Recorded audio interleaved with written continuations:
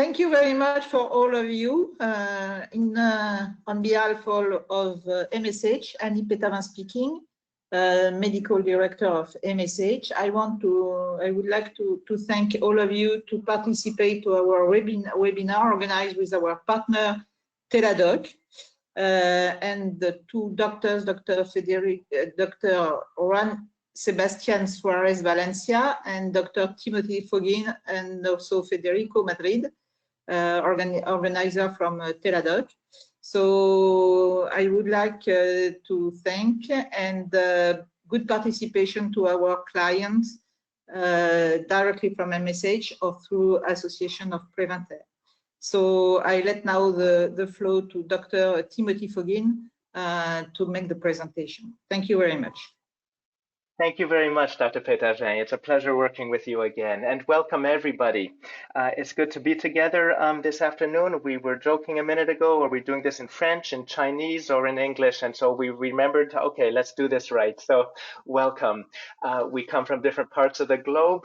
This coronavirus is indeed a global issue, and we will be looking at it with a particular focus, recent developments, certain recommendations about return to work, and as you will note, over the last 8 or 10 weeks, and especially the last 4 weeks, we have all learned so much about this in many different ways that our intention is not to repeat everything you have heard, yet nonetheless lay a common foundation as we then move into the questions that are increasingly on people's minds. There has been an evolution of these questions over the weeks, and so we are trying to adapt with that.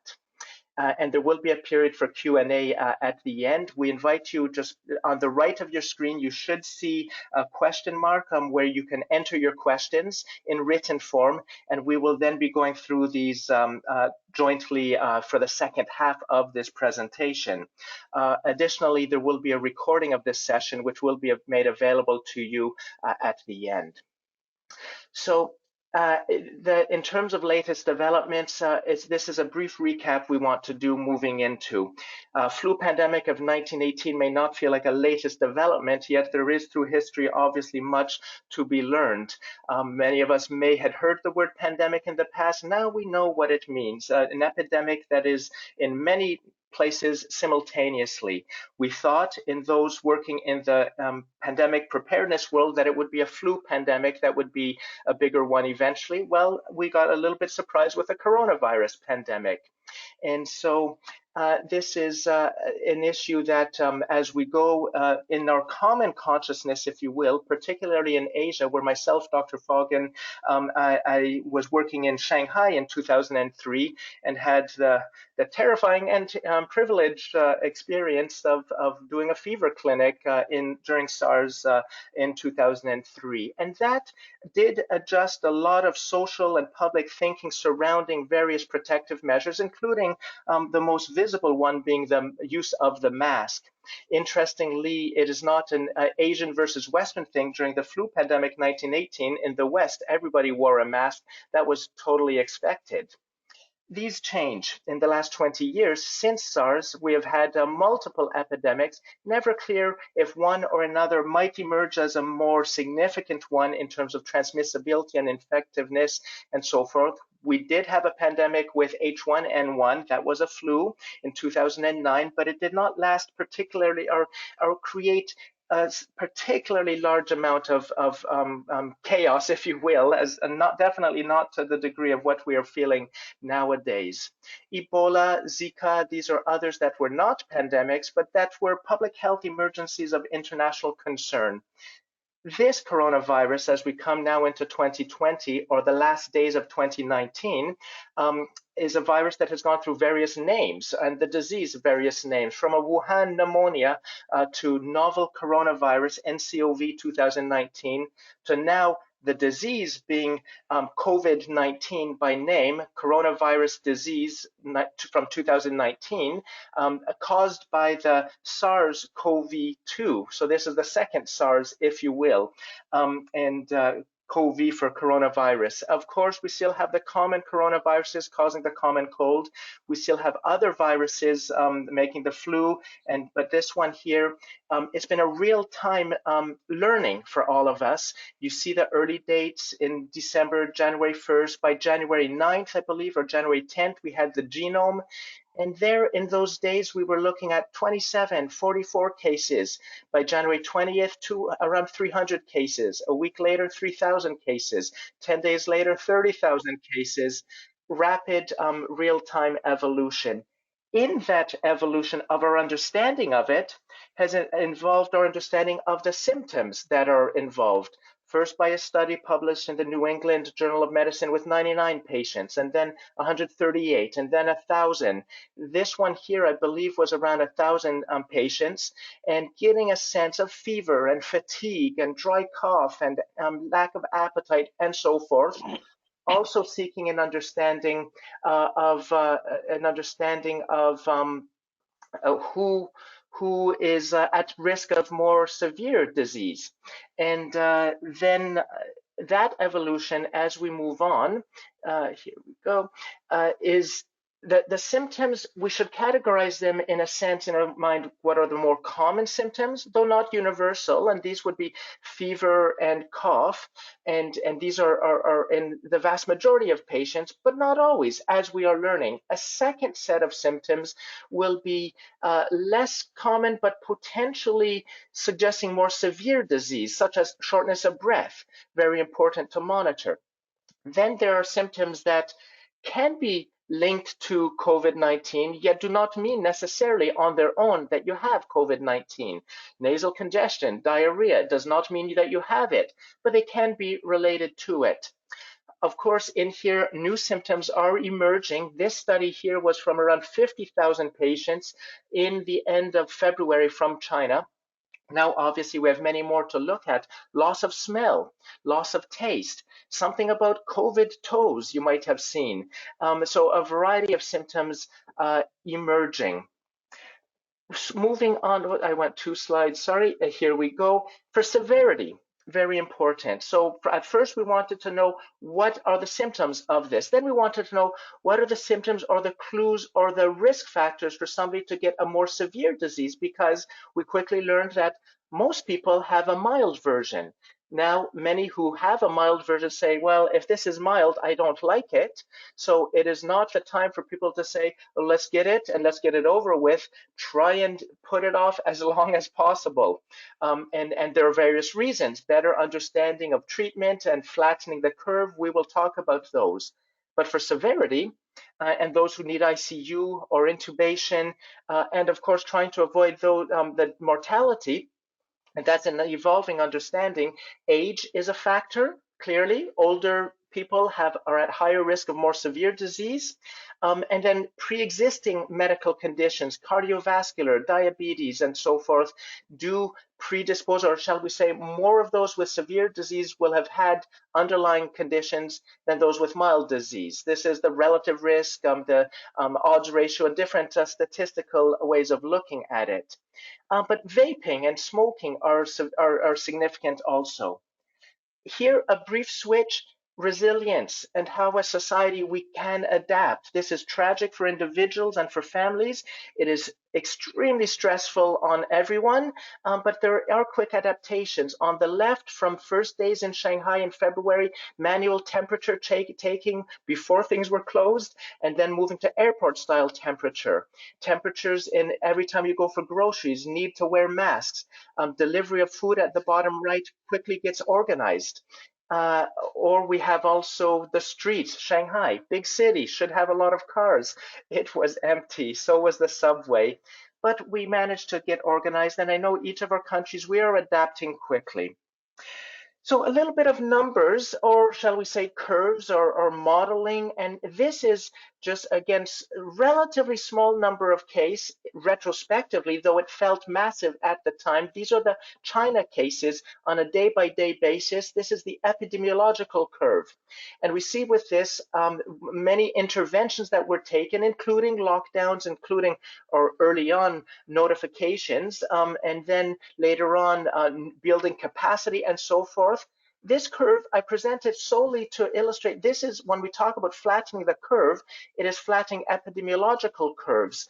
And this is a stylistic version of it, showing that if we do not make any public health interventions, if all of the cases that will be occurring through transmission occur without any attempt to slow it down, more of them occur earlier and more occur at the same time. And there is a line above which, a capacity above which, if we have too many in one day, we overwhelm a system. And that is obviously the word overwhelming, whether it be individual or societal, it's not good. And why is it not good? Because for patients with COVID or for patients without COVID, the healthcare system cannot manage it too much at the same time. So we try and spread it out over time. And if we can delay it by a week, by a month, spread it out, then the peak is not as high. This is the flattening the curve. We can also try to increase that threshold, that line, bring it higher by increasing our capacity. And that's getting various measures that are taking, bringing in, increasing the workforce, the ventilators, and so forth. The real-time nature, as you're all very familiar, this slide took it yesterday, outdated. If we took it an hour ago, it would be outdated. But I would like to show that not only do we have here now the number of cases, but number of recoveries, number of testing. And so there's more and more that we're being able to work on, and the numbers themselves are less and less of key importance. As I wrap up this section and bring it soon to Dr. Juan, here is a time lapse, if you will, of social measures, in this case, lockdowns, so to speak, that were done. And this is an unfortunate, but, well, many would say necessary and important common experience that we have across the globe right now, something none of us thought we would live through. It's unprecedented in our lifetime, but we do see, even as these massive measures, which can be at one level tiresome and can lead to, even within families, discords, I think we should do more, I think we should do less, and so forth. Nonetheless, these kinds of dramatic measures are leading, and I will move to the next slide now, just flattening of that curve. And we see in terms of the numbers of cases on the vertical axis, and over time, days since the average daily cases first passed 30, there are various ways we can look at curves, but we are seeing a flattening and a change in this, and there is an impact being made. And with that, I really would, at this point, I look forward to learning more about some of the intricacies, which, don't be scared with the numbers. I look at it, I'm not as mathematical or as intelligent as Dr. Juan, who will join us now, but he will walk us through how to look at various measures we can do beyond lockdowns, beyond masks, and especially as we look to the next step, and this is for returning, reopening when and how, and return to work when and how. Juan, I will pass the presenter role to you at this time, or rather the keyboard and the mouse. You can take it back. And I believe you are on mute, and I make sure you are unmuted now. Thank you very much, Tim. You are welcome. Thank you, Juan. All yours. Thank you. Thank you everyone for being here. So I will present you some basic stuff. I don't want you to be scared. This is just the essential thing that I need to addressed before. So as you know, this is the curve. As you have heard around the air naught is what it's called the capacity of the virus to be contagious. So the confinement reduces this capacity. So as you can see, if that's the effect of the containment, so the reduction. So if you reduce it, we have the plateau that we just saw in the curves, and then we can reduce it. And if we cannot, and we are not able to reduce it, the amount of people increases exponentially. I won't enter into the details, but what is important to understand is this. So here in this slide, what you can see is the evolution of the disease as a global picture. You don't have to focus too much on the mathematics or anything. I will just introduce what it is.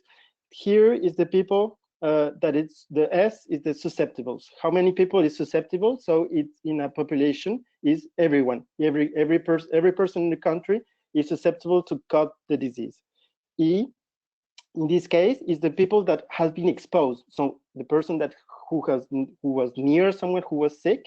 And then this period of 5.2 days is the period where the virus starts multiplicating inside the person, and it becomes infectious. This person becomes contagious at some point. So that's what is making it hard to this virus to control, is that a lot of people will be contagious before having any symptoms. So the four red situations are, I will explain it, it's pretty easy. A means asymptomatic, so there's a lot of people that won't present any symptoms at all during the course of the disease. PS would mean post-symptomatic, which means that they have mild symptoms, really mild, so maybe a little bit of fever, a cough, but nothing that you will be very scared of. And what the problem comes when you have mild symptoms. Well, the problem for the healthcare system comes when you have mild symptoms, which means that your system is fighting the coronavirus, and it's in a kind of loud way. So you can see a lot of symptoms that my colleague described. And the most severe, so this is for severe symptoms, will be either in the hospital at some point or the intensive care unit. These ones are the people that we are scared of, because these ones are the ones that are going to saturate the healthcare system. And then after that, we'll have the recovery. So we're going to talk about every one of the steps, but the recovery, and then in many cases, well, there's going to be people that are going to be deceased. So the point of this slide is not you to be scared. So that is the situation, but the points, the 1, 2, 3, 4, and 5 are the things that we can and people can in different in some way have some kind of control, and I will show you how. So again, the R0 that I talked about, there's many ways to reduce it.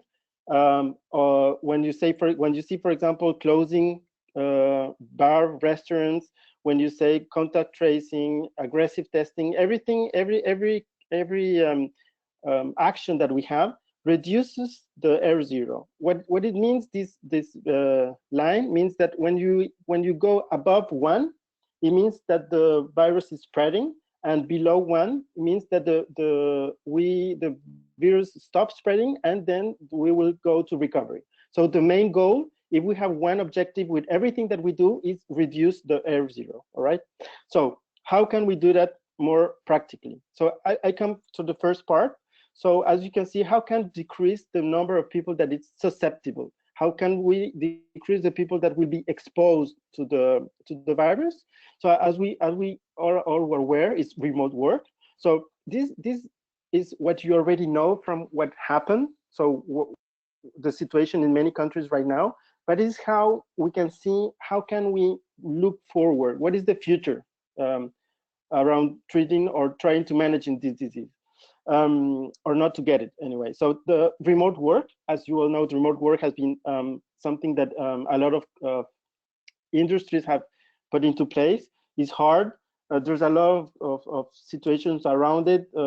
Remote work with children at home, remote work. Not every industry allows this or it's compatible with this, but as much as possible. Everything that I will talk about is as much as possible, of course. So reduce reunions, social events, social interactions. The distance between people is really extremely important with contagious diseases. I don't think that I'm saying something new to you, but my point is that you can see how every action that we have has an impact in the life of the virus. We can say it like that, and we have an impact there. So what's something that we cannot control or you can't control as a company is how exposed are the people outside of the company. So you can implement a lot of stuff inside, but then how can you don't have control outside.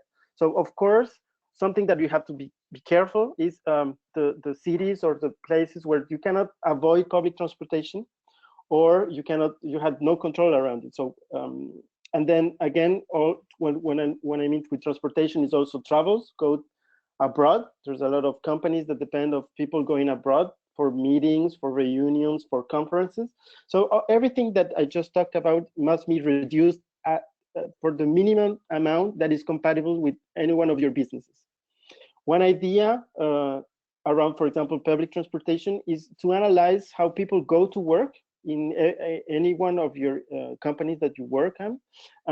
And for example, see if for some people it would be possible to move from car to use on bicycle or other transportation means that could allow them to be less exposed to other people and not confined in a closed environment. So this is the four in the exposure. You have preventive measures. So as you know, for example, to give an example, in France, there's the the remote work associated with sick leave. So when people have symptoms, this is a thing, but when you know that someone near to this person has symptoms, is also something that it would be important to know, because of course it affects the situation of the person. So even if he's not sick and no one in the company is sick, the fact that someone in the family is sick could be a potential risk factor that will affect, of course, the next steps in the evolution of the disease. As you know, there's a lot of preventive measures that you cannot you cannot avoid to have these kind of measures in every company. I think that a lot of talks and information have been given. I just give you the few ones that you already know: hand hygiene, cough etiquette, avoid handshakes. I know that some countries have some different cultures. So for example, in France, there's the la bise, faire la bise. Some other countries don't have that. So it depends on every country, but you have to, of course, avoid any situation that could expose you to the virus. And if you're exposed, try to minimize the risk of being to bring it inside your body by washing your hands and disinfect very often your environment. So here's the second part. So once that you have been exposed, what can you do to reduce the risk of being contagious? Again, the main goal is to reduce the R0.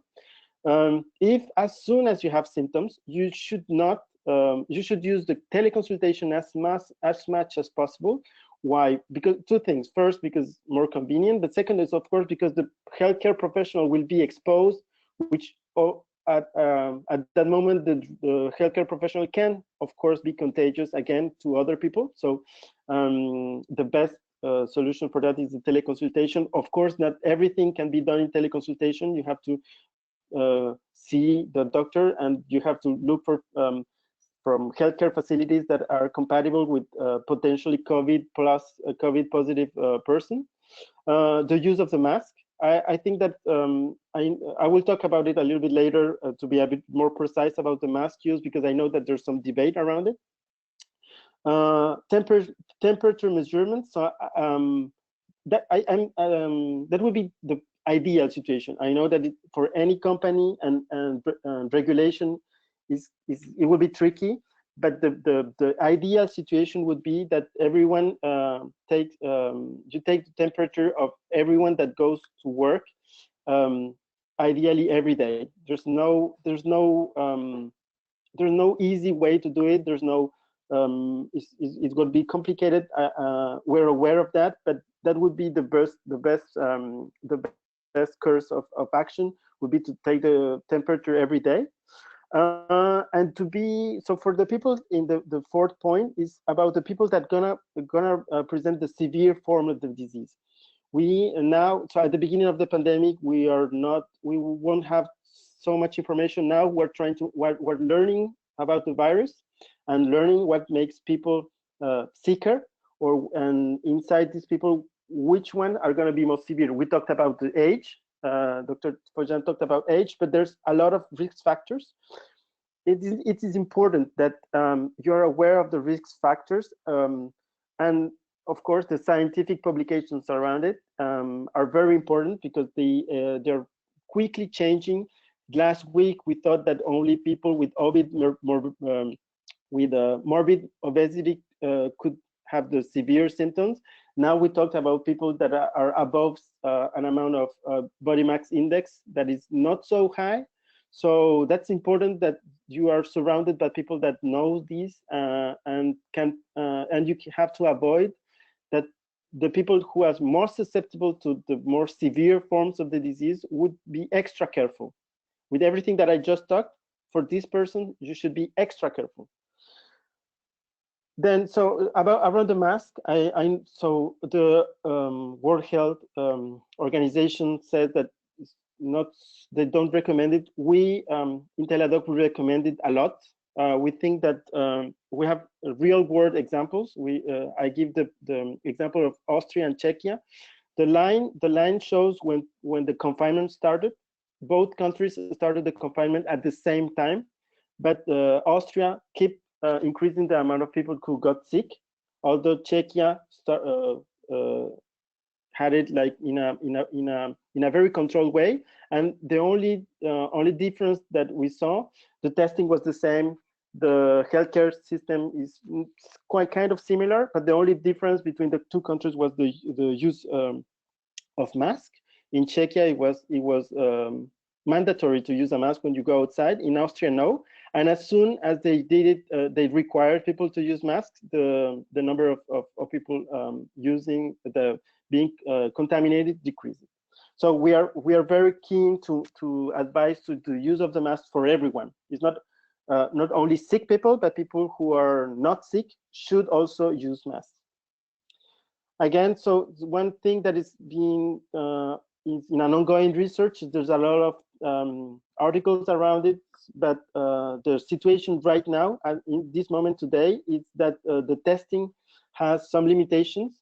One of the limitations is the false negative. So there's two kinds of testing. For being really, really simple, the testing that says that you're sick, which is the RT-PCR. The risk of, so that's it says that you're sick or not.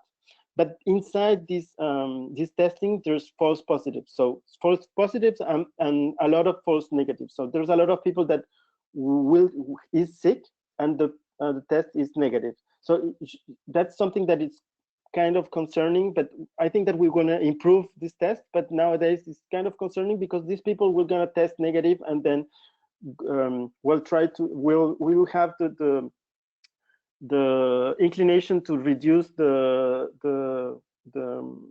measures to prevent this person to be contagious, and we should not. We should, even if it's negative, we should keep a high standard of hygiene and information, and try to socially reduce the risk of this person being contagious in case that the test is negative. And the other test is called serology. There's a lot of information that you can look for, but the main information that is important is that this test shows when people had the virus. So it looks back. And so this is something that a lot of countries are trying to develop. It's still in the research phase. We talked about, there's a lot of countries that talk about testing the saliva to see if person had the virus or not. The information is not scientifically proven, so we know that there are a lot of research ongoing on this matter. But the important thing is that when we will have the test for a mass population, it will be at some point with a very good standard of testing, because if we do it wrong, it will be counterproductive. So again, the first part is to know if you are sick, and the second part, if you have been sick, and one question that we'll still have is if you are protected. So you have been sick, you develop antibodies, are you protected? And if you are protected, for how long are you going to be protected? All this information we still don't have. I think that the secret sauce for going through this pandemic is collaboration. We have to all try to work together to understand what are the best measures that we have put into place that work, some that don't work, try to avoid them, and talk about it to other colleagues or companies that are doing the same, that should maybe change their strategy. So I think that we have to collaborate and cooperate around this matter, because we can learn together. There's no secret. We can learn together how to manage this pandemic. Last, I'm going to be going to pass with this matter. So the contact tracing, as you know, there's a lot of debate about the concept. So in Asian countries, they did it very well. It works. And so this article talks about how can we implement in Europe. There's a lot of debate how efficient it will be, or how going to be the regulation are going to protect the personal data. The fact is that the countries that implement it make it have a huge success controlling the virus. So the main goal at some point will be that a lot of people has an app or something that can help them to know if they have been exposed to a person with the coronavirus. I'll get back to my colleague, Dr. Fogin, for the next slide. Okay, yes, hello. So just as we wrap up, 3 brief slides, and then we really appreciate all the questions that are starting to come in. This is, we enjoy these kinds of questions, and you'll see if we don't know, we'll tell you, but we'll try and work through these with you.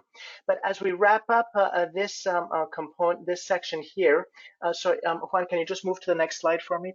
That we, these 3 concepts of containing, of preparing, and of mitigating are core. And a quick analogy, well, this was used initially at a country level, and then at a city level. Well, now it's at our workplaces.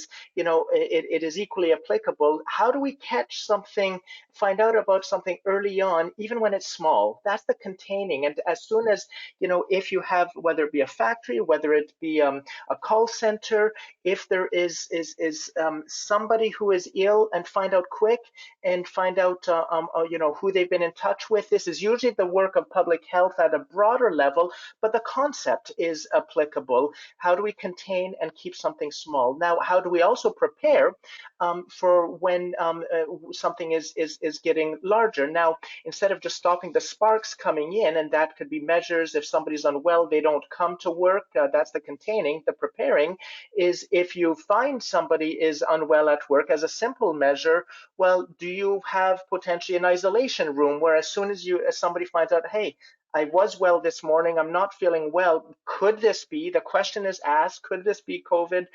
Then moving to an isolation room, and then finding a way what the next steps are. That is just one small example, multiple ways that we could go for that. And then, of course, mitigating. And this is where the discussion has gone to be able to limit the impact, particularly on those who are more vulnerable, keeping in mind that we continue to learn, and the impact that, while we know those who are older are more vulnerable, some early hints are suggesting that in the young, or the younger, in the 30s and 40s, if they get unwell, it's through different mechanisms. The biggest thing for the mitigation is the ongoing sharing of information and dissemination of information, as Juan was pointing out, collaboration, coordination, cooperation. The next slide is essentially showing, the various important, and there's research behind all of these, where the contact tracing so crucial to not give up. This is classically thought to be, at the early stages of an epidemic, that you need to focus on contact tracing, but that many are starting to believe this should continue as intensively as possible for a long time. Of course, we've all heard about isolation and quarantine, one being when we are sick, the other one we're not sick, but both being where you feel cut off for the world. Now, fortunately, we have different ways of connecting through to not be socially isolated. So it's a physical distancing, not a social distancing.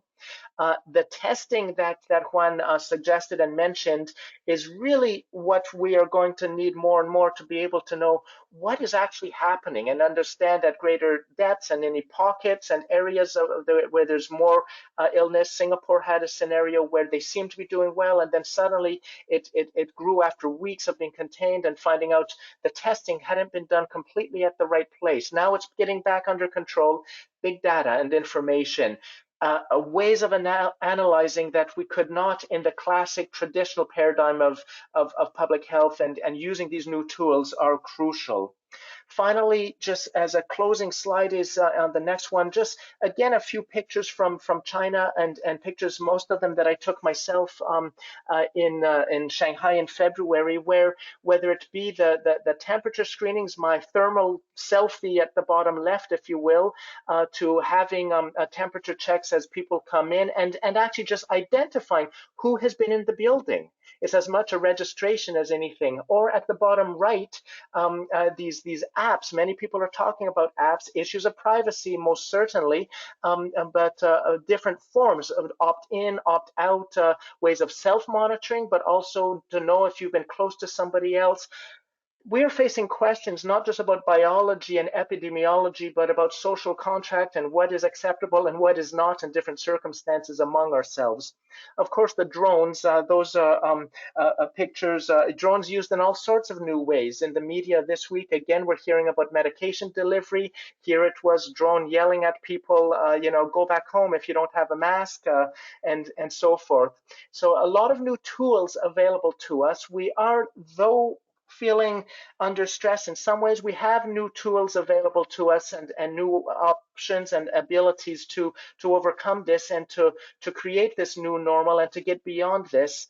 But we're still in it, and we may have this for quite a while yet. And so it's good that we keep talking, not thinking that it's too late to talk about it. Quite the contrary, we need to keep this dialogue. So without further ado, I would invite our Dr. Pétavin and Dr. Sebastian to unmute themselves as well, and we will be addressing some questions. Now, we have had several that have come, and I would ask if Dr. Pétavin and Juan can address the first 2 or 3, while and then I will prepare the next ones. And starting with, you know, we have, you know, a first one, how to gradually open business. Can you give a first few thoughts about that? We have around 20 minutes, and we'll try to get through as many as we can, and we are aware of the others. So Dr. Juan and Pétavin, some first thoughts about gradually reopening business, and I think you see the others that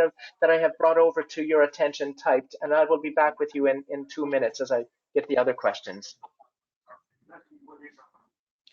I don't know. Juan, Sebastian, do you want to start with the first question, or? Yes, of course. I can start. So I think that the most important is to do it gradually. Start with a few persons that. So there's a lot of things. I will answer with as a doctor. What is important as a doctor is to do it to be the less how can I say it? It's people in the confinement and finding the psychological problems. They're starting to feel unwell. So it's important to address these kind of problems, and to not try to be too coercive and say nobody goes back or everyone goes back.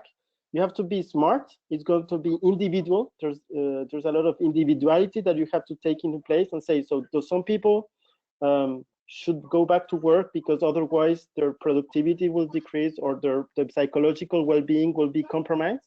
So that's one thing. The second is the risk. So I talked about the people that has a high risk of severity. These people should, as long as possible, avoid to be openly exposed to the virus.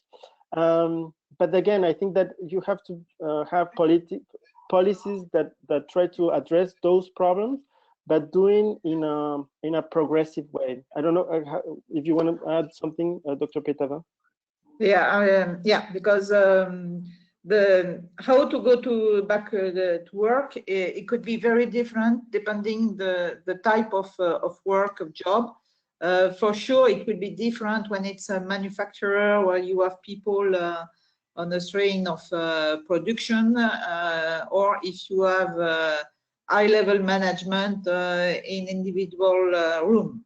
it could not be exactly the same. And the main thing to organize is how to be able to maintain at least 1 meter, 1 meter and 50 centimeter from each people to the others.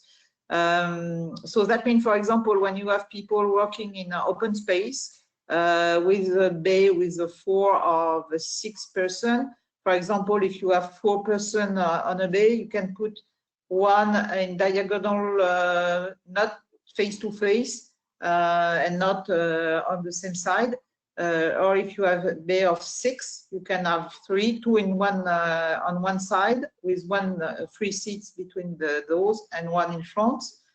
So it depends really how your offices or your manufacturer are organized. The occupational medicine should be able to help you to organize that and to define the policy. So that's my opinion so far for this question. The question was how to practically adapt the workstation when returning to work. The next one is which obligation of information by the employee or his employer on his immunological state. We are at the border between the personal data, because health data are for sure personal data, and how to protect the other persons. So not sure that the employer can impose to the employee to declare their immunological state. I think that unfortunately we should, I don't know if it's unfortunately, but we should believe in how can I say, in individual spirit of each person, and explain that people who are sick with some symptoms could not come. And in the same question for fever, because after that we have a question regarding the fever, if it could be obligatory, compulsory or not. In my opinion, but just in my opinion, I'm not a specialist of legal and personal data, is you can take the temperature if it's not registered, just as information to come into the building. But it's something that we have to take precautiously, and if someone refuses, in my opinion, you cannot force him. Thank you. There are many wonderful questions coming, and we will get to as many of these as we can. Let's move. I see a series of questions from different participants about masks and about what to do if there's a shortage, about multiple masks required, how often to change them, and a variety of questions along those areas. Dr. Juan, do you see those, and would you like to comment a bit further about masks? Yes. So, we have the experience of Korea. They have there's the professor that dealt with the coronavirus pandemic, and he also managed the SARS and the MERS. So he said, so what he suggested is that the mask. So of course there's different kind of masks. So we talk about the very specific for healthcare. This is of course not. We should we should leave them to healthcare workers who are exposed. This is the in France called the N94. In other countries has other names. There's the like this is a special configuration of this mask. This is for health workers. You don't need people that are sick or even not sick. In general public should not and even buy these masks, because if they buy them, they will not be available for healthcare workers. And then we have to. If we take that to the side, we have other tooth masks, for what we call masks for like the doctors, surgical masks, and the people that are going to do their own mask. Ideally, again, the surgical mask has the capacity to filter the smallest size droplets were contagious. So, but of course, it will be a shortage of this kind of mask. That would be ideal. But if you don't have it, it doesn't matter. What is important with that mask is that you don't keep them for more than 4 or 5 hours. Why? Because with the breath, when you breathe, you have humidity that goes to the mask, and when you have the humidity that starts to install in the mask, the capacity of the mask to filter the particles reduces for every hour. So you cannot use it multiple times, for example, and it won't protect you as much. So that's for the surgical masks that are good, but of course they won't be enough for everyone. And at the other side is the masks that everyone does. So the CDC and the first surgeon, I don't know how to call it in the United States, have already published some articles around how you create your own mask.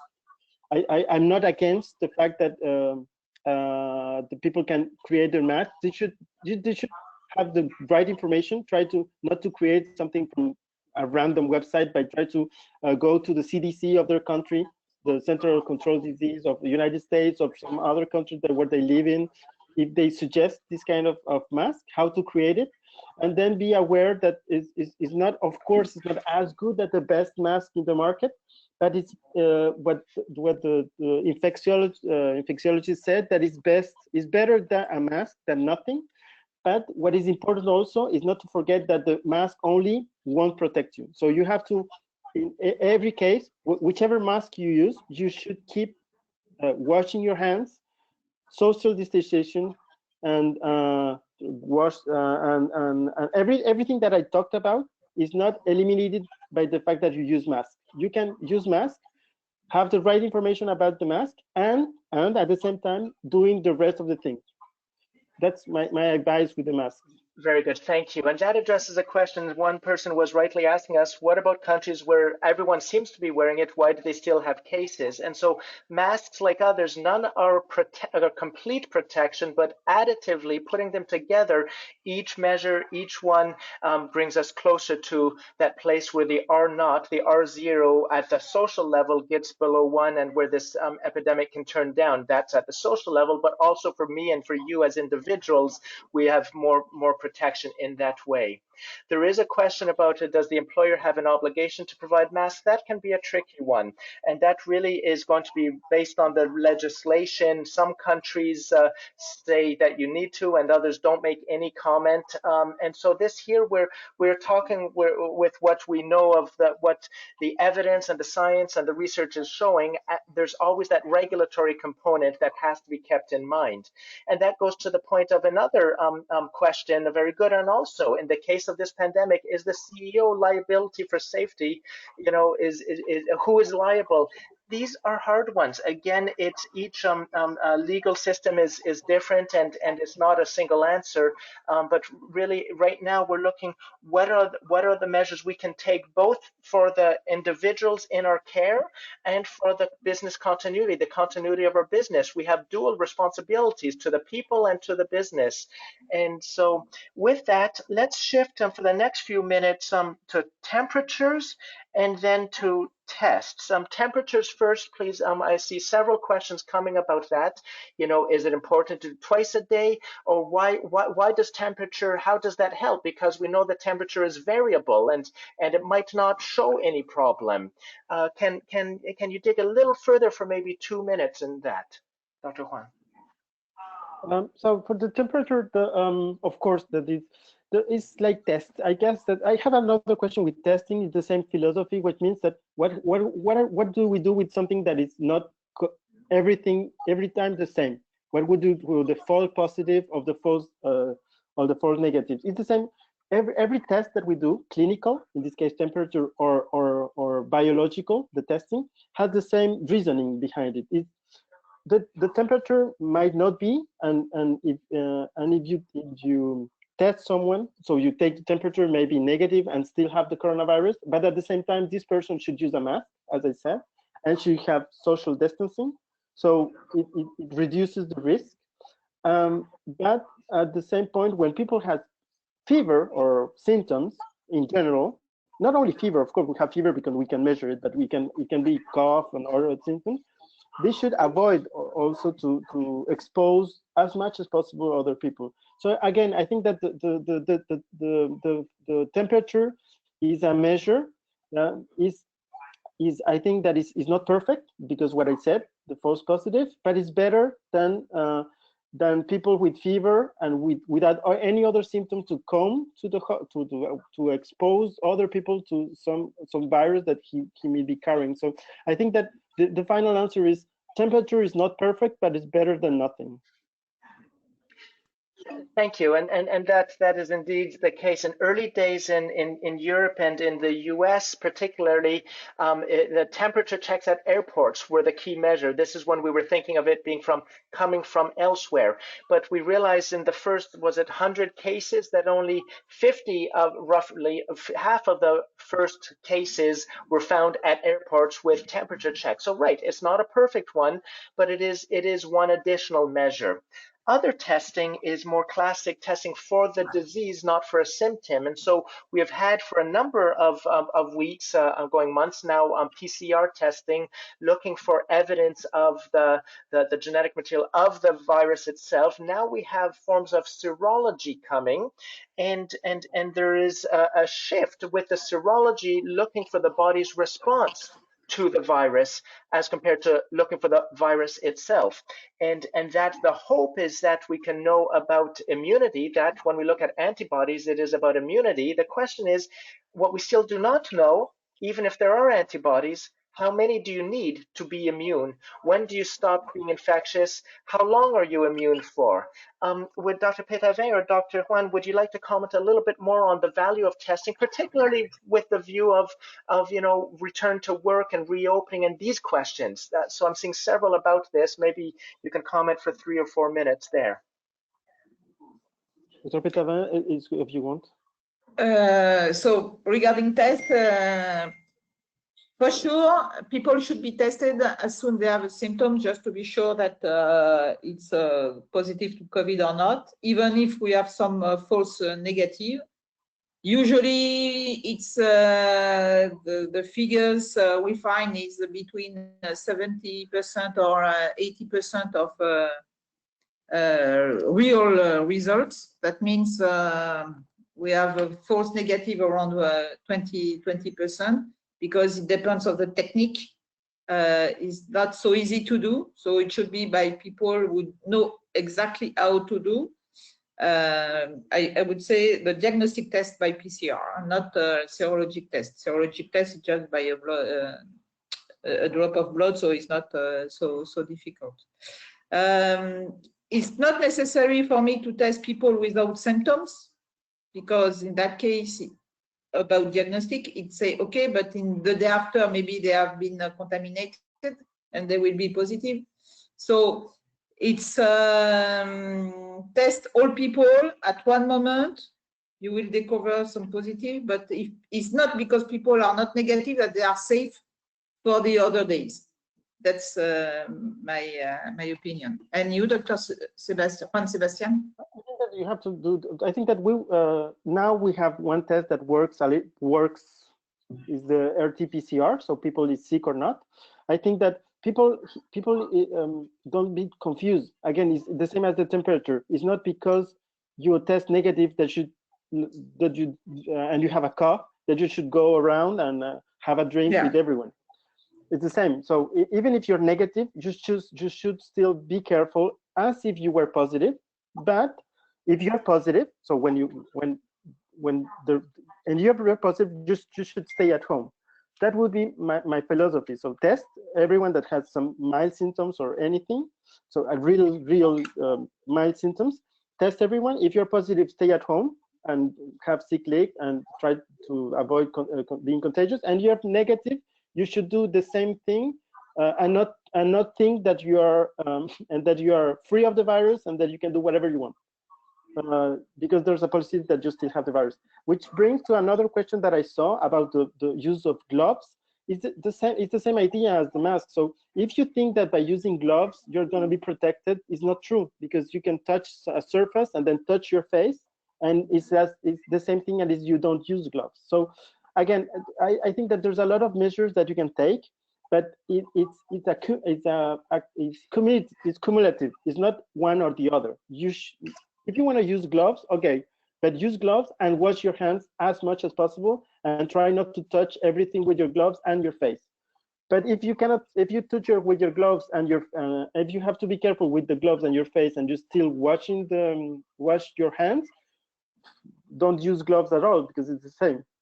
So again, I think that with mask or everything, or the test or everything, you should be as careful with the most careful as you can all the time. With you test positive, test negative, if you have fever, don't have fever, mask, gloves, be careful all the time. Thank you. Without, of course, that causing you stress. It should come as a reflex at some point. If you use it, if you try to do it every time in a kind of daily or multiple times a day, at some point it will become a reflex, and the stress that is caused by it maybe will be reduced at some point. But you should still do it, of course. Right. Thank you. And it's a key point. We have time for maybe one or two more questions, but just a comment. We've been addressing the questions as they come in. These are amazing questions. We do like to keep emphasizing the importance of mental health and obviously social connection and whatnot, and just having some measures in place, because this can be stressful, just hearing, oh, I have to do this, I have to do that, for how long, and so forth. So keep your dialogues going on the mental health side as well. I do encourage you. Now here, the couple of several questions come that are both around travel, international or domestic or within city, but also how to assess what our employees can do if they are indeed at home. If they're at home, maybe if they have no symptoms because everyone is at home, or maybe they're at home, they have some symptoms, can they still work? How do you assess fitness, and for what kind of work when you're far away? It's not your normal circumstances. Any thoughts along that as to what we assign as tasks, if you will, when people are not in the usual physical work environment?